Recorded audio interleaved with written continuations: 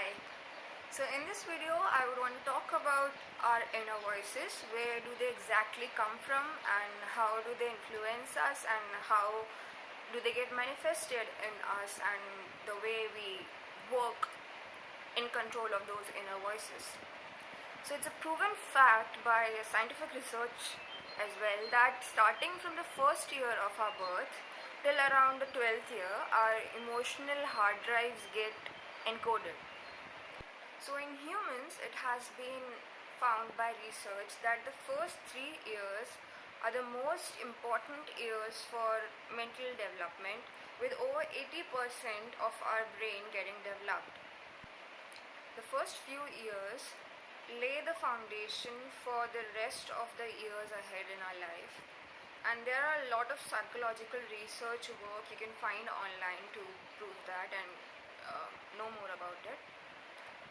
Many of us had positive and loving caretakers during our upbringing in the initial years of life who took good care of us and during our initial and most crucial years of development, that is the childhood. So, however, unfortunately, some of us do not have received that unconditional love and care and trust and support during the early years of life. Rather, there are people who have had horrible and horrifying experiences in the first stage itself, in the childhood itself, and it majorly happened without any fault of them, of the person who has become the victim of those circumstances. For example, children who grew up in war zones and war environments. So these positive and negative experiences lay down the foundation for that person's inner voice belief system to understand the environment around and inside them. So subconscious beliefs are mostly set at a very young age. The good ones help us nurture ourselves throughout the life, while a wrong or distorted belief becomes an abstract fear, that is a self-depreciating harsh inner voice. And as kids we are highly dependent on the caregivers to believe in us at early years of life so that we can learn to believe in our own selves in the later stages in life. So for example, children who get bullied during their school days for reasons like body shaming or the color of their skin or the cultural background, mainly for the reasons which are an integral part of their identity and will stay with them forever. Such children often grow up to become insecure about that part of their identity which they got bullied for. So their subconscious mind had accepted that conscious shaming done repeatedly by the bullies, which their naive conscious mind was unable to process or reason out, or maybe there was no emotional guidance by a trusted adult. It's these repeated harsh voices which get absorbed in the subconscious as a harsh inner critical voice and turn into a false belief like a fear or a sense of shame or maybe an inferiority complex. So, such a person would grow up feeling insecure and hypersensitive about that part of their identity, even if they aren't being disrespected about it now. It might just take a slight hint or maybe a small misunderstanding, and that is enough to blow the inferiority complex off the roof. And it brings an instantaneous tsunami of emotions associated with that insecurity. Therefore, the way our primary care providers, that is our parents, our teachers, our guardians, our elder siblings, our friends, the way they speak to us or the experiences we had with them during our childhood gets rooted as our subconscious belief and becomes our inner voices in adulthood. So it can be both ways.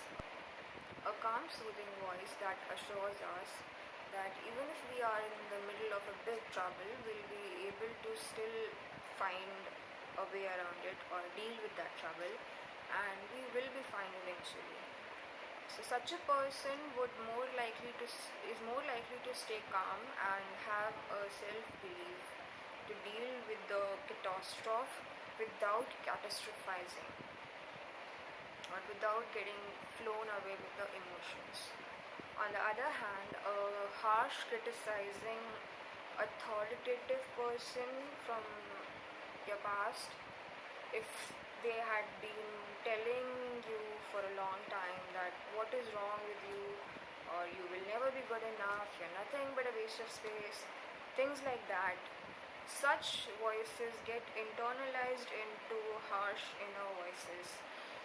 Something like, what is wrong with me, I will never be good enough, I'm not worth anything. So this way, unprocessed tragic events get sealed within the past and keep getting stronger with every manifestation in the present, as we keep trying to understand and make sense of the world around us. Over the course of our life, without us even getting to know about it, we pick up perceptions and relate to experiences which are in sync or familiar and conform with our own subconscious beliefs or inner voices. And hence we tend to manifest those beliefs over and over through our behavior and actions and make these beliefs stronger and stronger. So with our conditioned perspectives and consequent selective or biased understanding of everyday life experiences, the belief can grow so strong that we tend to accept it as a truth of our life or a fact of our life, and without even consciously knowing that we are doing it. So surprisingly enough, there's this one thing that I have come to understand from my life experiences, and that is our fears and insecurities point towards some key insight and some sort of truth of our human life that we were left from learning or experiencing in the course of our journey of the human life. So basically, the point is that we are all scared of our fears, but our fears basically they point us, or they are a pointer towards something that we have missed and something that we are not knowing till now, something that basically life is trying to teach you and you are not aware of it. So you are basically afraid of that unfamiliar thing, uncertainty. That is what exactly your fears are pointing you towards.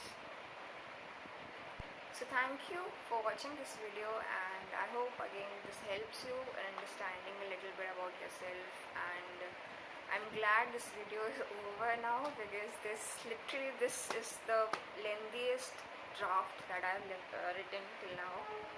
And alright, all the best and stay safe. See you in the next video.